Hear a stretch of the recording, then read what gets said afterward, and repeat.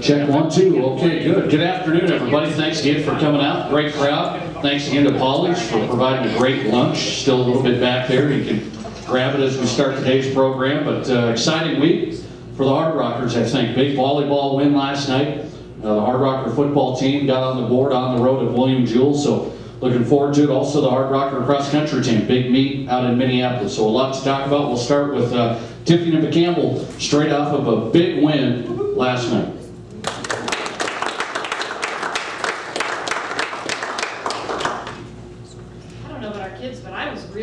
Last night. They're a much improved team. I thought we did a lot of things.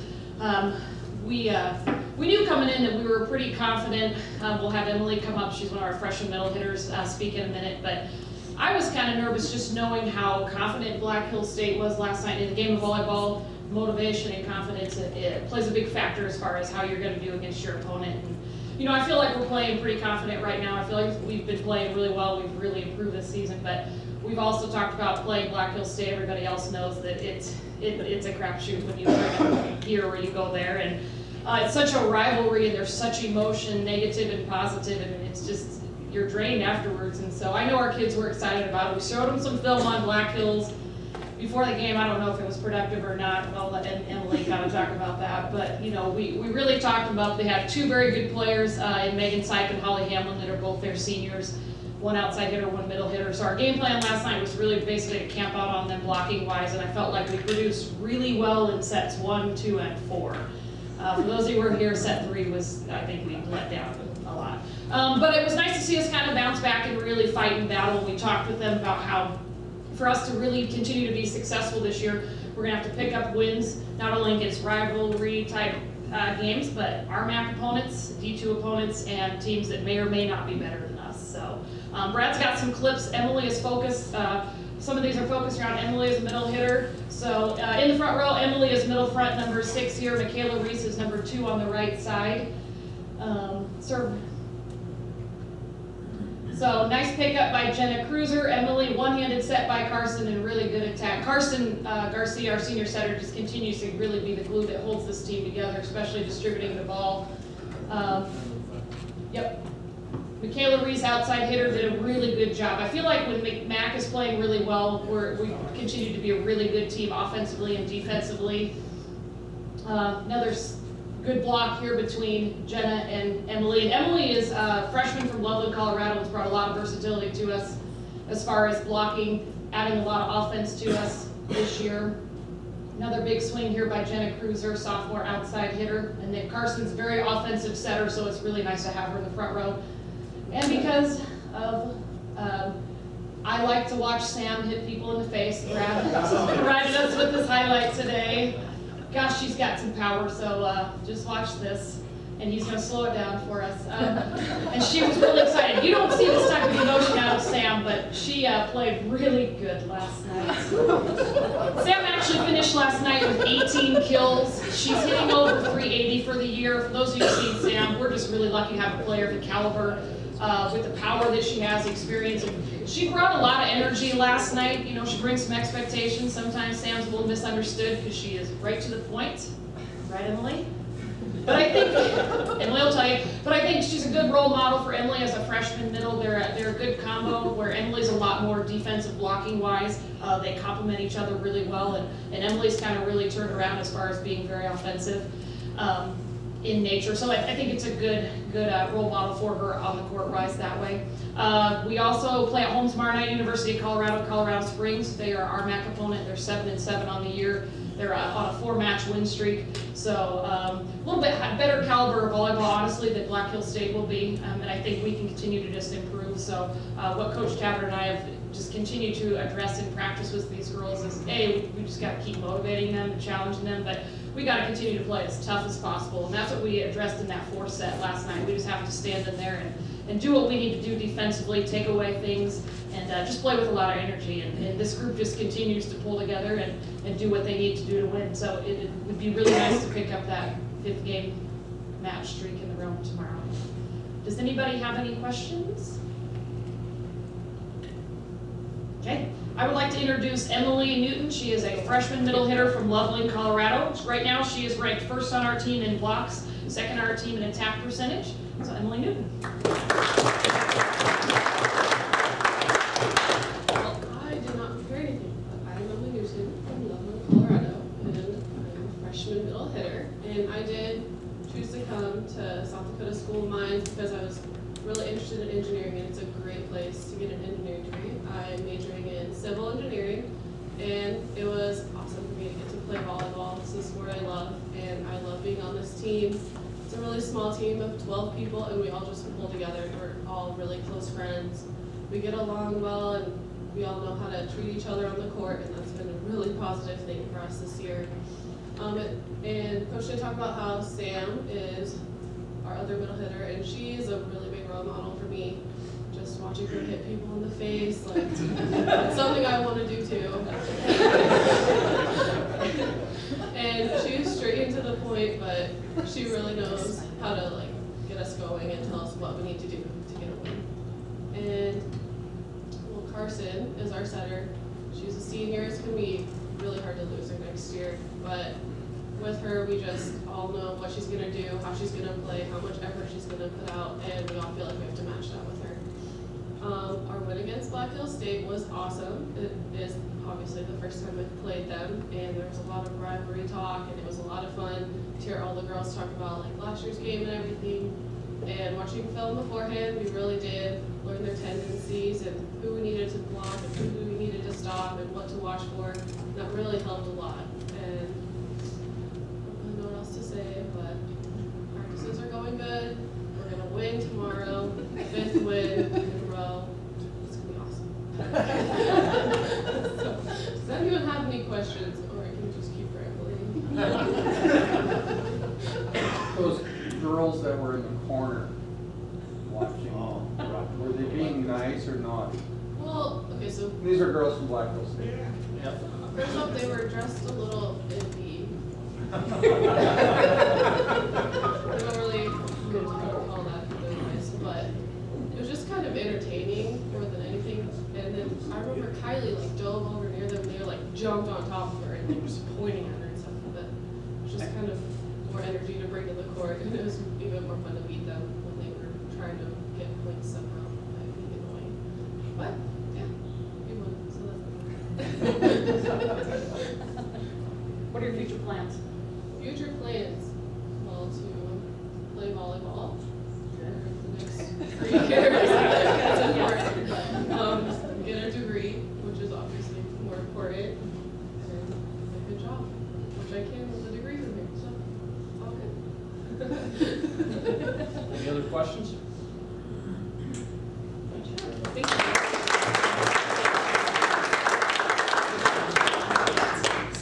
I'm not going to make the same mistake twice, Brad. Cross country next, right? Head coach Steve Johnson went out to Minneapolis. This meet was something else, the invitational out there. 700 cross country runners on both the men's side and women's side. So Steve Johnson will tell us more about it.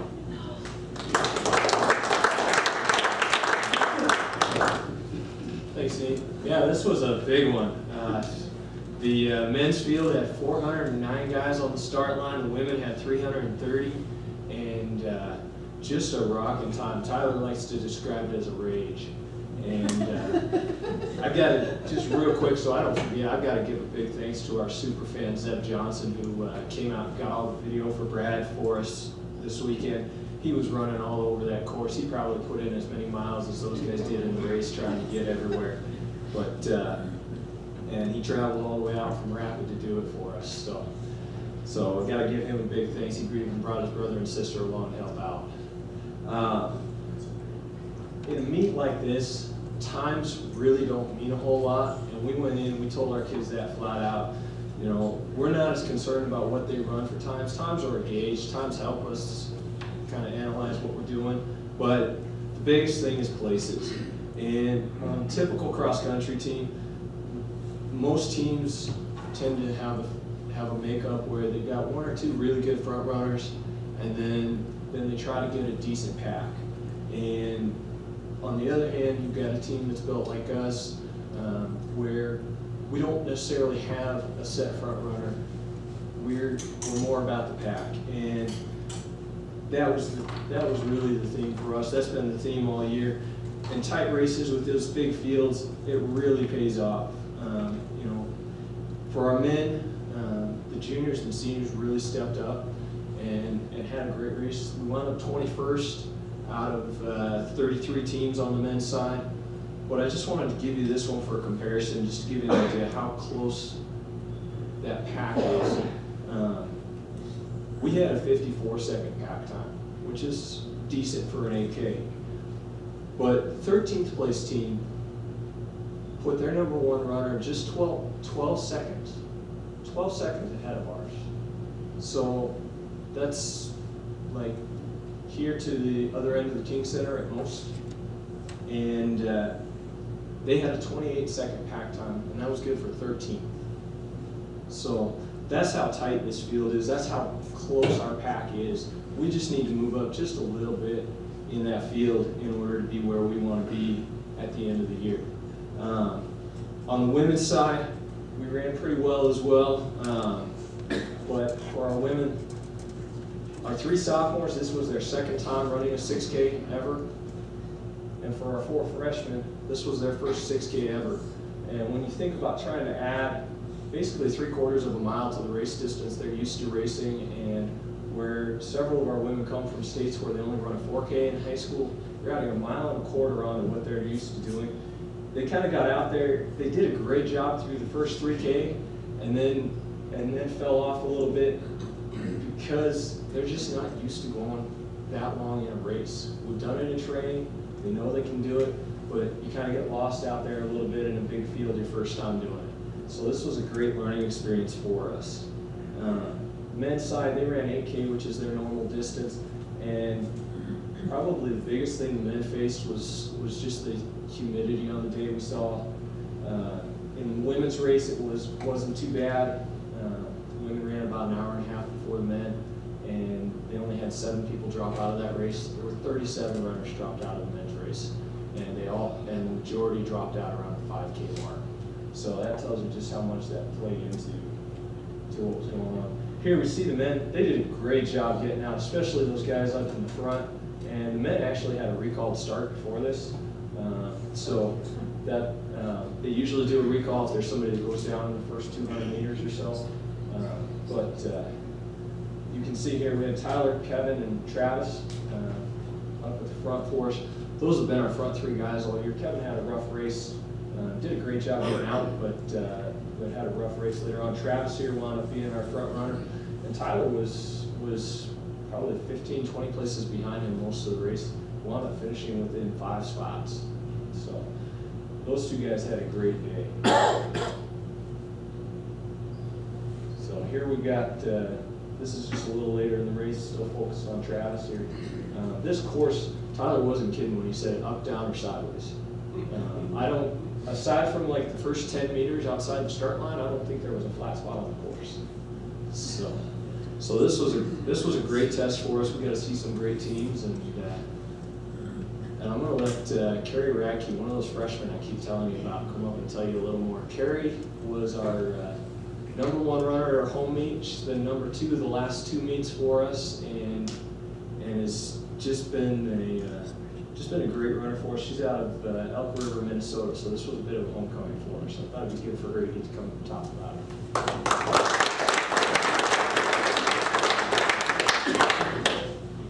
Hi, I'm Kari. Like Coach said, I'm from Minnesota, so this was going home for me.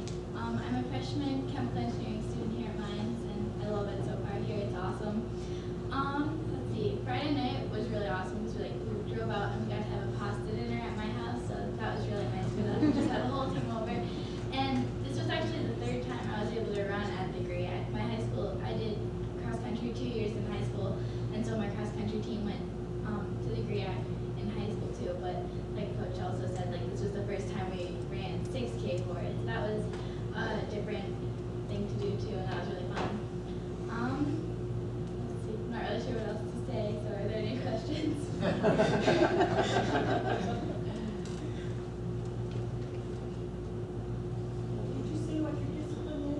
Chemical engineering.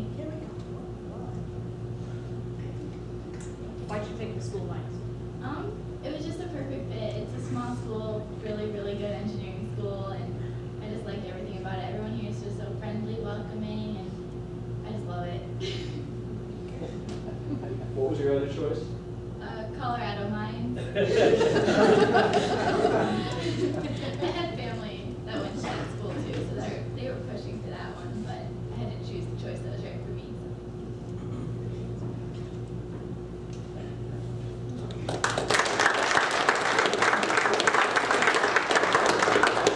Thank you very much. The Hardrocker football team went down to Kansas City. I had the opportunity to put the radio headset back on, so that was enjoyable for me. Did that most of my career, and I ran out of ways to describe touchdowns. It was exciting to say the least, put up a lot of points, a lot of yardage. Good to see Stacy Collins and the guys get a big one here. Stacy Collins.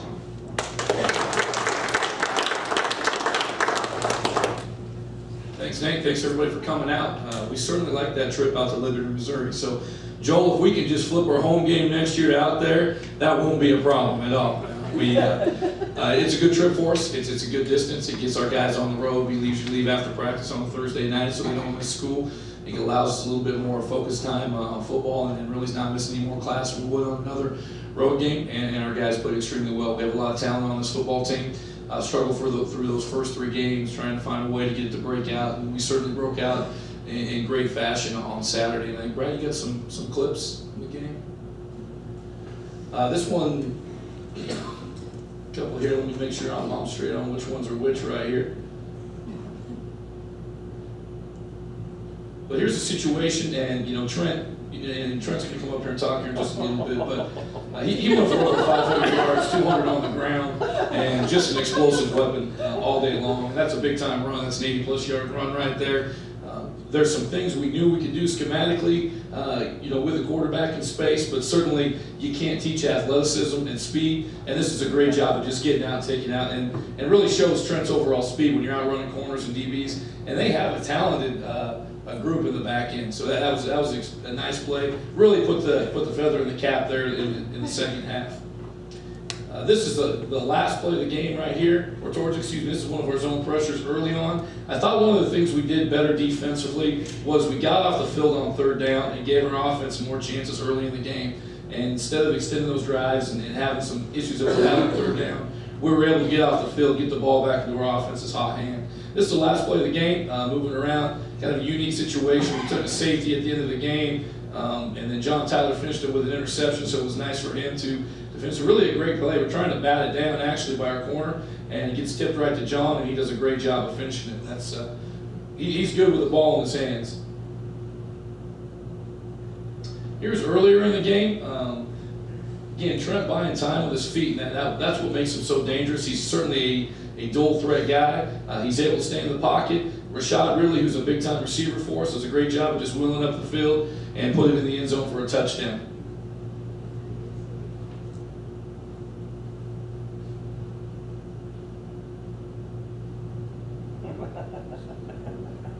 That's tough if you're a defensive guy trying to get that one figured out. Okay, the last one's here is off our boot series.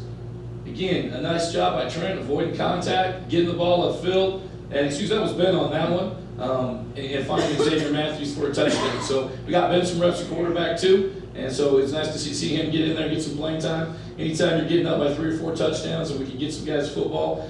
Getting Xavier back, he had a dislocated elbow that happened in camp, so this is only his 2nd game. So it's nice to see X get back out there and get a touchdown. But can't give enough credit to our offensive staff. They scored 66 points.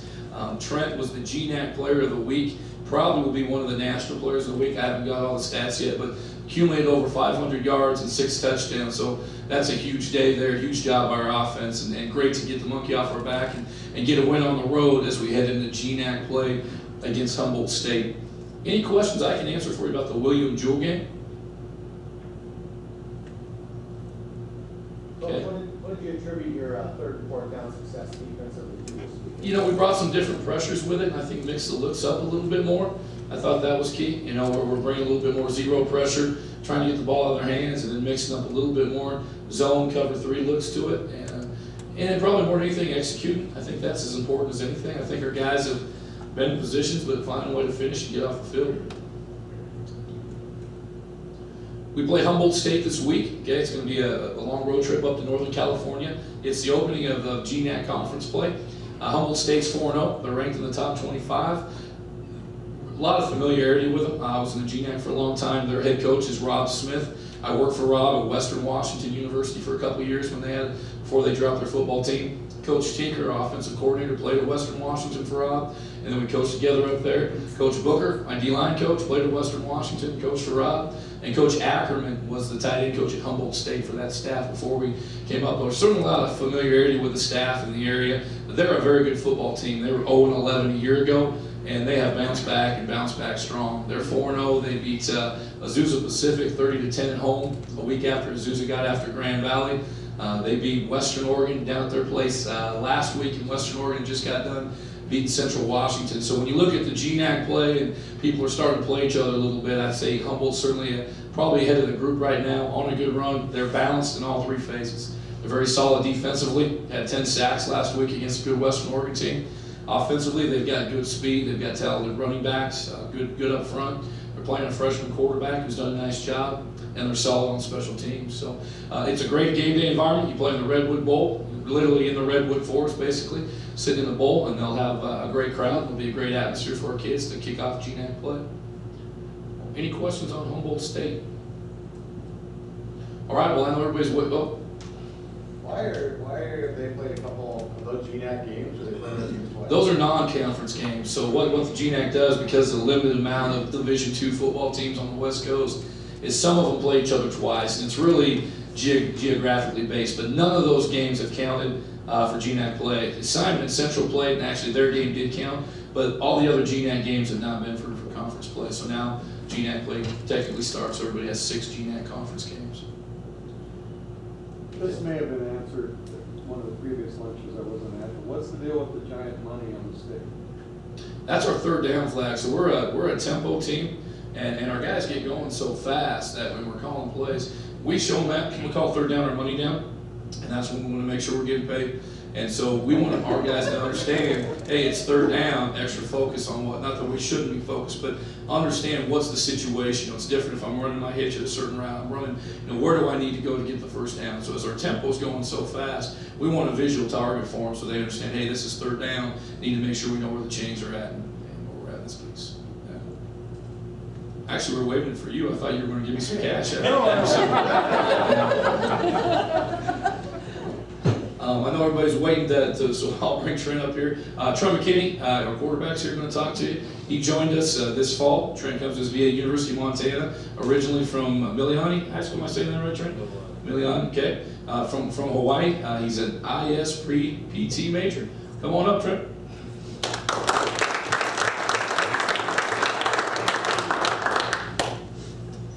You pretty much gave my intro, so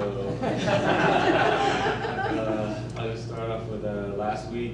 It was a great performance for us offensively and defensively, and I felt that it was our breakout game to prove what we can do offensively. And the past 3 games we've been setting ourselves back with penalties and offsides and all type of things, and this is the one game we actually put a full game together, first half and that second half. And with that momentum, we want to take that to Humboldt. What better opportunity do we have to face a nationally ranked team? That's a great opportunity for us to get back on it, show that those 3 games we're just kind of, getting warmed up back into the season, and now we're ready for GNAC play. Is anyone else have any questions? I didn't hear where you were from. I'm from Hawaii, Mililani, Hawaii. It's Oahu, the island. How did you get here?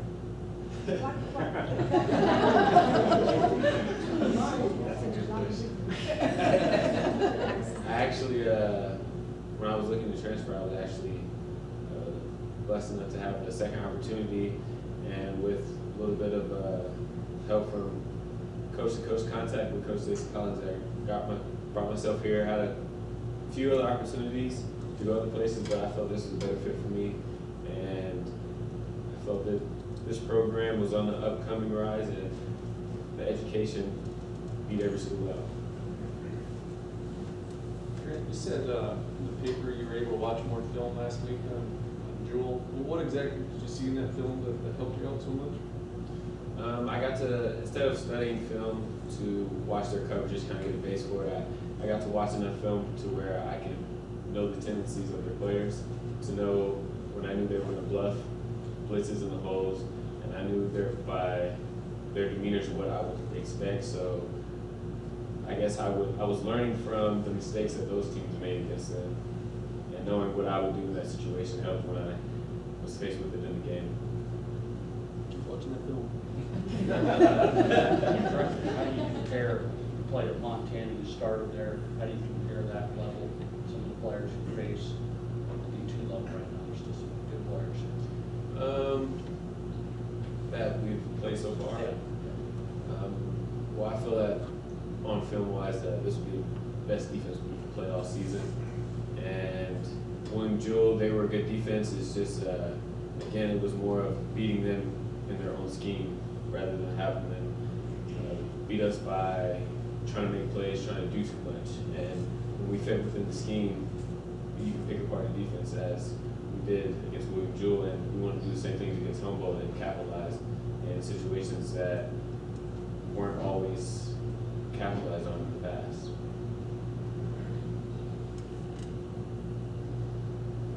Any other questions for Trent? Trent, are you ready for winter? Well, Montana I think we had a record-breaking winter as well last winter, and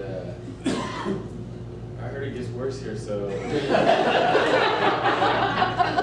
didn't think it would be possible, but if it is, it's a lot of indoors. That's what they told me too. Oh, you'll be all right. Don't worry about it. Thank you.